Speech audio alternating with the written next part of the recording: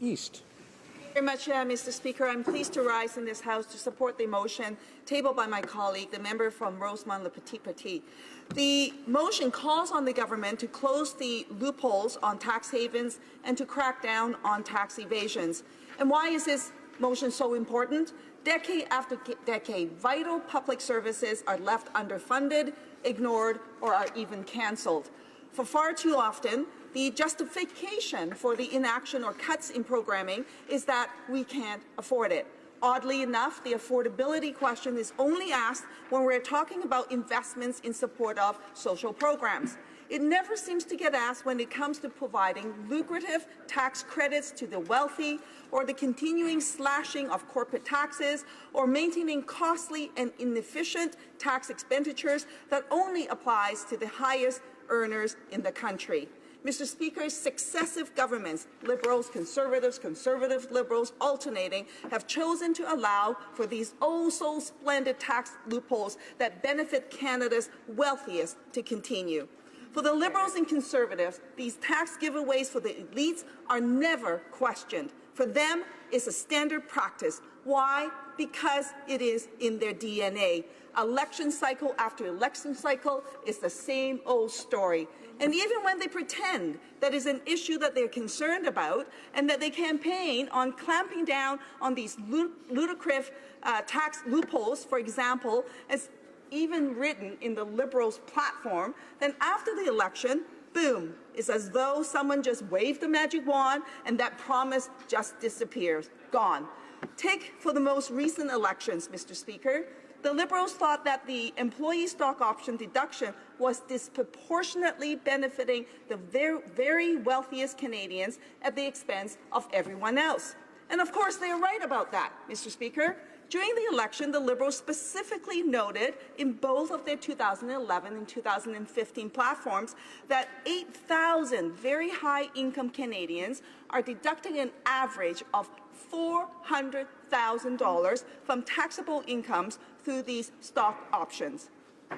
This represents 75% of the fiscal impact of this deduction, which is in total costing $750 million in 2014. The Liberals proposed changes to this tax loophole to raise an additional $560 million for government's coffers that could have been put into use for public services. Then, in March 2016, just months after the election was finished, when asked of this government what they were going to do and whether or not they would follow through on their promised changes to crack down on this lavish tax loophole for the ultra-wealthy, the Minister of Finance stated, and I quote, "is not in our plans." So what happened, you might ask? Well, documents obtained under the Access to Information show direct correspondence between CEOs and the Minister of Finance, pressuring him in advance of the 2016 budget to backtrack on that promise. And guess what? The corporate elites got exactly what they wanted, a $560 million gift courtesy of the Liberal government. And according to the CCPA report, roughly 99% of this money is given to the highest 10% of income earners in Canada. In fact, the study found, and I quote, "In essence, there is no benefit from this tax expenditure to anyone making less than $215,000 a year," end quote. While this loophole might have originally been designed to help raise money for startups and expansions, it is now primarily used by Canada's ultra-rich to avoid paying their fair share of taxes. And in case you're wondering, Mr. Speaker, Canada's top CEOs now make 193 times the average Canadian's salary. And in fact, Canada's richest CEOs made the average Canadian annual salary before lunchtime on the first day of work this year, Mr. Speaker. The heads of Canada's 5 big banks own $6 million in stock options. Is there a real reason for these individuals who need preferential tax treatment, Mr. Speaker? Are Canada's big banks at risk of being unable to start up or expand if these loopholes are closed? Are they not making record profits already? To be sure, these are your corporate elites, and at the end, no matter what the Liberals say, they always have these elites' interests at heart. Canadians get conned every time. They want to believe in the Liberals and what they campaigned on. Then at the end, the campaigning Liberals are not, frankly, the same as the governing Liberals. What they say is not what they do. They just can't resist the pressure being put on them by the most powerful in this country to leave in place a system which benefits them at the expense of everyone else. And if you think these tax giveaways stops with stop option loopholes, think again. In fact, over the years, between, again, the Conservatives and the Liberals, Canada's corporate income tax rate has dropped dramatically, from 37% to 15%.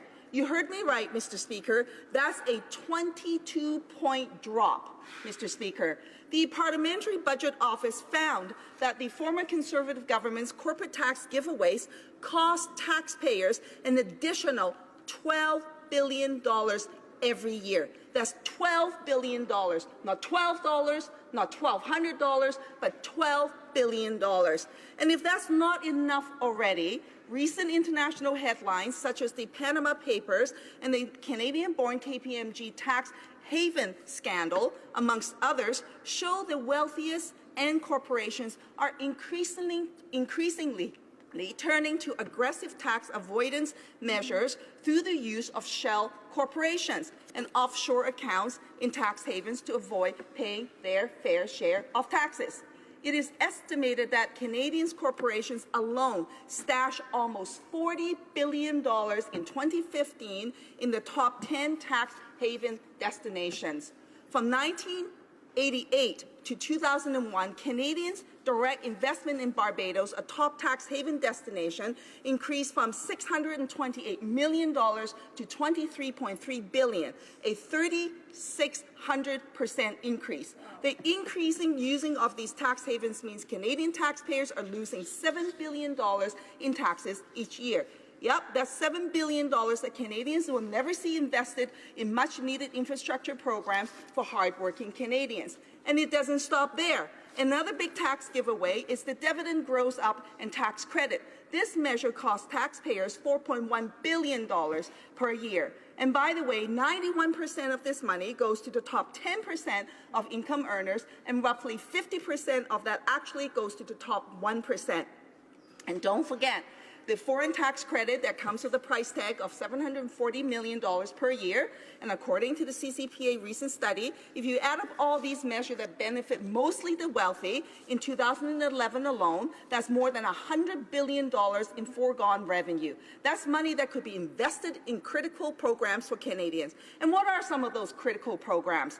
How about restoring the National Affordable Housing Program that the Liberal axed in 1993? Homelessness exists because we allow it to exist. In 2014, study found that putting Canada on a path to ending homelessness would cost roughly $3.7 billion per year. It was a gathering of concerned citizens bounded by one common thread, the desire to end homelessness. That happened on February 25th, the third annual coldest walk for the homeless in Vancouver. Close to 200 people came out to walk on this cold winter night in my riding, and together we raised $50,000 in support of those who are homeless, hungry, and hurting. United across the country, some 118 communities also joined in this annual walk. This event was a clear statement that many Canadians want to see an end to homelessness, and ending homelessness is entirely possible. It's not rocket science, Mr. Speaker. All we need is to close these tax loopholes. What about big corporations? Mr. Speaker, if we close or reduce the corporate tax for big corporations, we could actually also invest in a much-needed farmer care program. Mr. Speaker, I have met seniors who are cutting their pills in half so that they can stretch out their medication. I've met seniors who are eating pet food to make their days survive and to just trying to get through. Mr. Speaker, we're giving these huge tax giveaways. And why? Because the government say we can't afford to do these other programs. I say yes, we can. Close the loopholes, tax the corporations, reinvest the money into the communities and for the people, so all Canadians can have the benefit of succeeding in our country. Thank you, Mr. Speaker. Questions and comments?